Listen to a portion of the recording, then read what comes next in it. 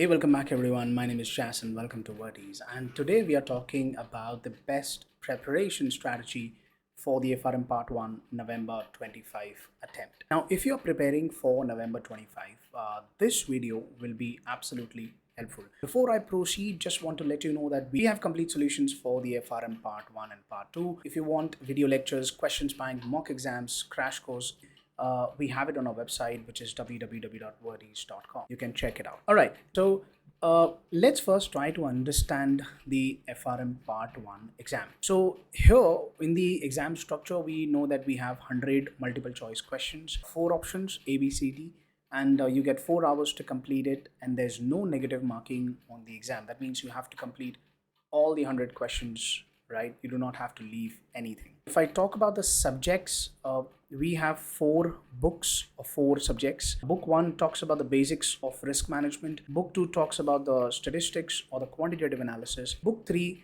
has financial markets and the different products. And then book 4 talks about the valuation and risk model. So this is what the part 1 subjects are. Now, I want you to be very cautious here that most of the people, what they do is that they see that, okay, this is 60% of the curriculum. They start to focus very heavily on these 2 books, and they tend to ignore perhaps the book 1, which seems to be quite basic or pure theoretical or something, right? So they often neglect this or probably quantitative analysis. So they try to neglect these things thinking that they're going to pass with these 2 subjects. Well, this is not right, at least for now. When you're starting out your FRM Part 1 prep, we are sitting out on June, right? So make sure that you give due respect and due time to all the books that we have. Okay, you need to have a balanced approach. Do not narrow down, at least now.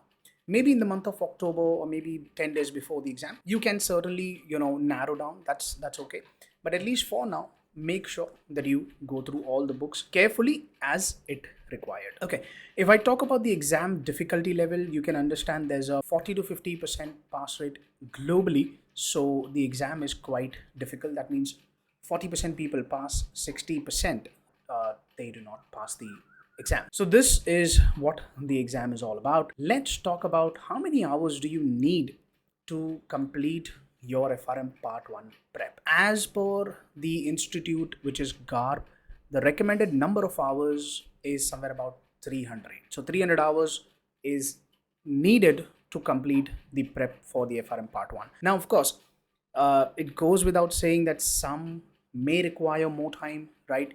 Especially students or someone who's new to finance. You will have to learn the basics. You'll have to get familiar with finance and the financial topics, and then you actually accelerate with your prep. So probably you may need more than 300 hours. And for someone who's already working in the risk domain or perhaps in finance, they may require less time as well. Again, totally depends upon individual learning and their circumstances, right? But overall, the average is 300.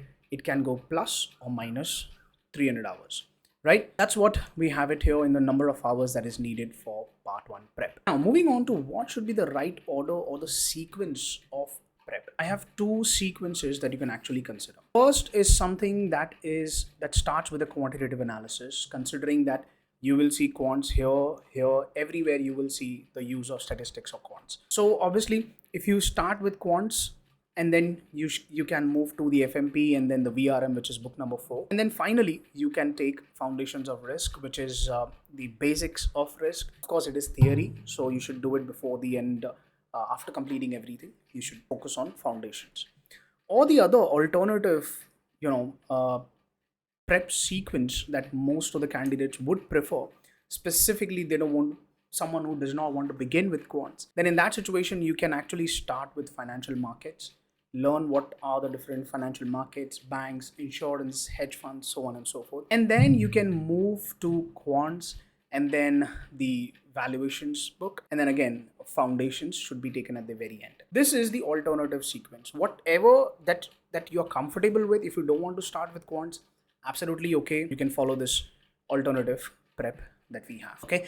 I'll also share one another alternative sequence to what we have seen right now, and that is a combination of book 3 and book 4. So what some people do is that, let's suppose that here some people start with the options in the FMP. So the moment they reach to the 12th chapter, which talks about the options, properties of options, trading strategies using options, and exotic options, what some people could do is they can actually move to the advanced options topics, which is there in book number 4, valuations and risk models. So you can take binomial, BSM, and option sensitivity. Again, everything is advanced level, but the basics are there in the book number 3, which you learn here. So that is one combination that you can actually consider as well. Similarly, if you, let's say, begin with fixed income on the FMP, if you start here, you can continue with the advanced fixed income topics in the book 4. So that is again another alternative thing that you could consider in your prep. All right, moving on to the most important thing, and that is the timeline for the prep. Now understand, we are sitting out here on 19th June, right? That is today. So the exam is going to be on November 8th, right? So we roughly have 142 days in hand, right? We still have a decent amount of time to complete 62 chapters that we have in the FRM Part 1 curriculum. So if I have to broadly classify, you can, even if you start, let's say 19th of June, that is today, you have to dedicate 30 days to complete the quantitative section, 32 days to complete the FMP book, 30 days for the VRM, and 16 days to complete book 1. So this is roughly, that would take somewhere about 100 to 110 days. And then we again have 30 to 35 days left for revision, for the mock exams, for the crash course, and more practice for the exam, right? So still, even if you start today, you can still manage to comfortably complete the curriculum by mid of October, and you still have a month to actually prepare for the mock exams. So begin today. So that is something that you have to keep in mind. Okay, 30 days, 32 days, 30 days, and 16 days. Within this 110 days, you can actually complete your entire curriculum, and you would be good to go. Okay, so this is a broad timeline. If you've already begun the prep, you will take less days, and you'll have more time for all these things. Okay, now it's really important that you make a study planner for yourself. Let me just inform you, I've already created a study planner, okay, on my YouTube channel. Check that out. Per week, I have created a study planner as to what you need to study, when you need to study, so on and so forth. Check that out. That's going to be super helpful. If you want to create your own study planner, make it more flexible so that you account for revision, you account for breaks and everything in between, right? And stay disciplined for the next 4 months. Remember, all it takes is just 3.5 months to complete your curriculum. So once you're done through that, you just need to revise, take mock exams, and you'd be good to go. Okay, so stay disciplined for the next 4 months. Okay, now how do you need to plan forward? Make sure that you create a study planner for yourself. So by June, just get going. You can't delay anymore. Follow the schedule and practice questions bank right after every single chapter. Make sure, some people, what they do is that they keep the questions bank for later. Don't do that. For example, you've done a particular chapter and now you solve a quiz for that chapter.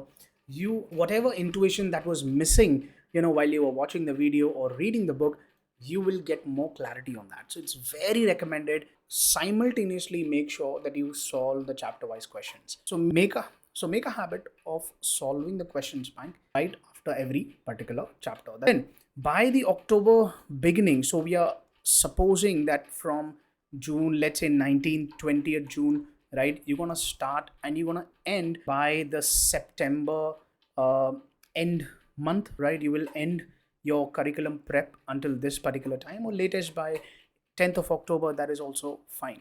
So then that is the time you go for a second review and you practice more questions. You practice book-wise questions. You practice mini mocks, small mocks, and then by mid of October, you actually start your mock exams and you track your performance basis a full length CBT mock. Okay. And then again, you combine that with the revision, and that would indirectly help you to retain for a longer period of time. Okay. So this is what the overall planning would look like for the next 4 months. So what study material should you be using? Well, there are two materials.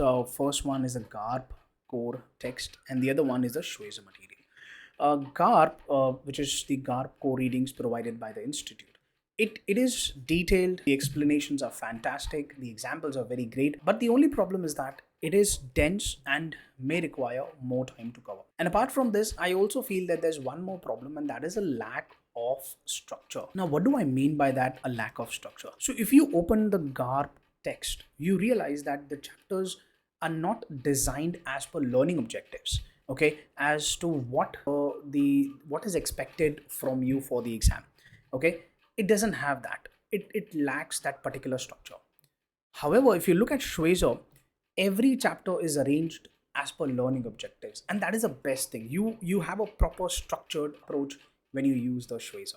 That is why I always recommend that, okay, you can take the Schweser notes, and for certain book, as an example, book number 1, you can take it from the GARP core readings. So what should you be doing? Should you be referring GARP or Schweser? Well, you can definitely refer the Schweser notes. This is concise, exam focused, and it is good, structured, everything is there. A lot of students, they actually use the Schweser notes, and they pass the exam as well. However, I've realized that there are certain topics which are not covered in Schweser, which is there in the GARP curriculum. So what I do in my class is that I take that reference from the GARP and I put it on my notes that I prepare for my class. So that way the candidate does not have to refer GARP. They get a complete prep using the Schweser plus my own notes that I've created. So this is a thing that you can actually do it. However, if you're doing self-study, I would recommend that go with the Schweser. You would be absolutely good to go. No problems at all. Talking about the study resources and tips, I'll say that there are few resources that you need to consider. First is the 2 mock exams that you get from the GARP itself. When you register for the FRM Part 1, you get 2 mock exams. Log into your dashboard and you can check it out. Take that mock exams, okay? That will give you the structure, you understand the language, you understand the theme, the way of asking questions. Very important. You should note that. The second one is, of course, you can consider the Kaplan Schweser, their notes and everything that I just suggested here. Third is the prep package that we provide, and it's a complete solution for the FRM Part 1 using the questions bank, the mock exams, crash course, summary book, everything we provide for the FRM Part 1.